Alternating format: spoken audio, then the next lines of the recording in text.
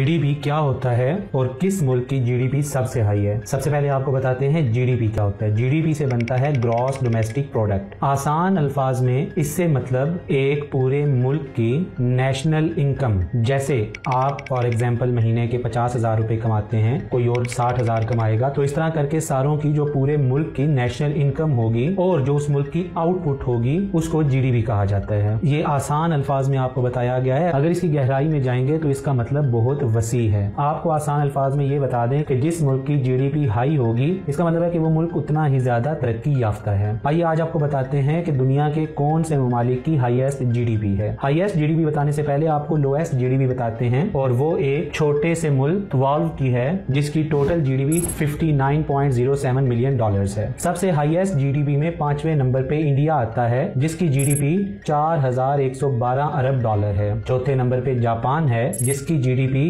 4,291 अरब dollar है। तीसरे number पे जर्मनी है जिसकी जीडीपी 4,730 अरब डॉलर है। दूसरे और पहले नंबर वाले मुल्क के बारे में जानने से पहले क्या आप दूसरे और पहले नंबर वाले मुल्क को गैस कर सकते हैं? यहीं पे वीडियो पॉज करके कमेंट्स में बताएं। दूसरे नंबर पे चाइना है जिसकी जीडीपी 18,566 अरब डॉलर है, जबकि पहले नंबर पे यूएसए है जिसकी जीडीपी 27,974 अरब डॉलर है। मजीद ऐसी वीडियोस के लिए हमें फॉलो कर लें।